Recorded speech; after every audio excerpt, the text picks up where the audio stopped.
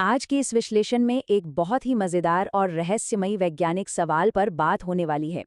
क्या कभी ये ख्याल आया है कि हमारे चारों तरफ जो एक अदृश्य चुंबकीय बल यानी मैग्नेटिक फोर्स मौजूद है, क्या उसे रोजमर्रा की ठोस चीजों से रोका जा सकता है?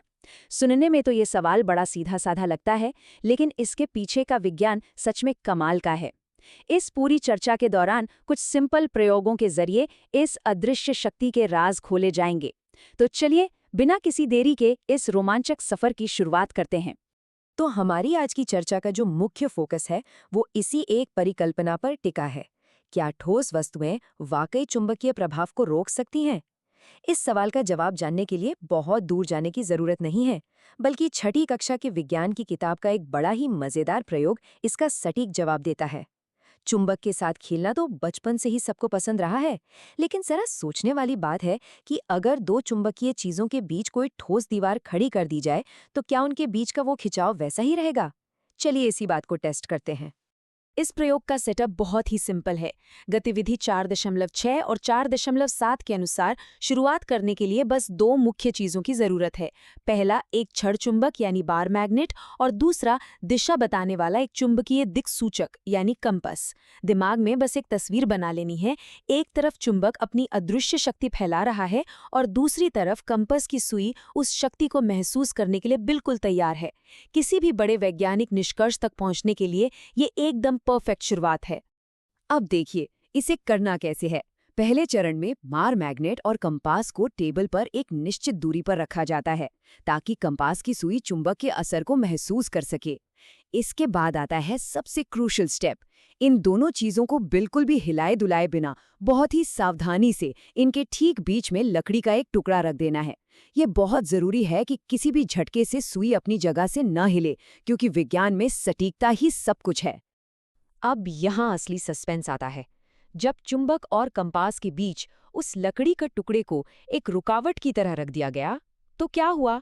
क्या कंपास की सुई के हिलने की दिशा या उसकी रफ्तार पर कोई फर्क पड़ा? क्या लकड़ी ने उस अदृश्य मैग्नेटिक फील्ड को वहीं रोक दिया? ये सोचने वाली बात है। विज्ञान का मजा ही इसी में है। सिर्फ पढ़ना नहीं, बल्कि सवाल पूछना और ये अंदाजा लगाना कि आगे क्या होने वाला है। अब एक सच्चे वैज्ञानिक की तरह सिर्फ एक प्रयोग से तो संतुष्टि मिलने वाली नहीं है। विज्ञान में किसी भी बात को साबित करने के लिए उसे अलग-अलग परिस्थितियों में टेस्ट करना पड़ता है। इसीलिए इस प्रयोग को सिर्फ लकड़ी तक सीमित नहीं रखा गया। लकड़ी को हटाकर उसकी जगह 3 और अलग-अलग चीजों को आजमाया गया। एक कार्डबोर्ड की शीट, एक पतली प्लास्टिक शीट और एक पतली कांच की शीट। क्या ये अलग-अलग चीजें चुंबक की ताकत को रोक पाएंगी? वैसे अगर चुंबक की शक्ति को रोकना इतना ही आसान होता तो फ्रिज पर लगे मैग्नेट्स तो हर दिन नीचे गिर जाते, है ना? और इन सभी प्रयोगों के परिणाम सच में हैरान करने वाले, या यूं कहें कि बिल्कुल स्पष्ट थे।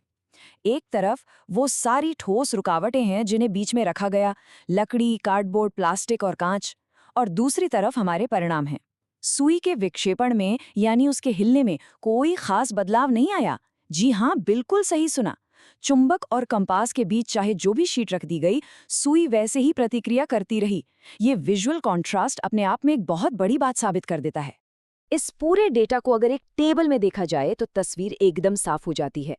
तालिका 4.2 का अवलोकन करने पर एक ही बात उभर कर सामने आती है। चाहे बीच में लकड़ी का ब्लॉक रखा हो, कार्डबोर्ड हो, प्लास्टिक हो या फिर कांच, हर बार नतीजा एक ही था, कोई विशेष परिवर्तन नहीं। ये डेटा चीख चीख कर कह रहा है कि ये अदृश्य बल पूरी तरह से बेअसर रहता है, चाहे उसके रास्ते में कोई भी अचुंबकीय पदार्थ क्यों न आ जाए। तो इसका फाइनल कंक्लूजन क्या निकला? विज्ञान की किताब बिल्कुल सटीक शब्दों में कहती है, हम ये निष्कर्ष निकाल सकते हैं कि चुंबकीय प्रभाव अचुंबकीय पदार्थों के भीतर से होकर आसानी से गुजरते हैं।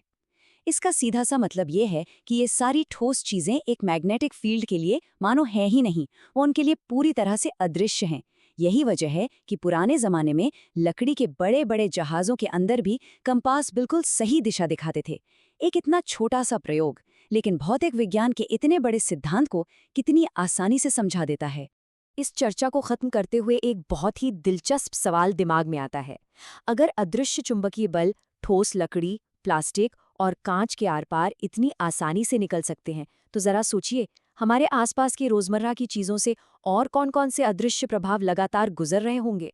वाईफाई के सिग्नल से लेकर रेडियो तरंगों तक। ये पूरी दुनिया उन अदृश्य शक्तियों का एक बहुत बड़ा जाल है जिन्हें हम अपनी आंखों से नहीं देख सकते।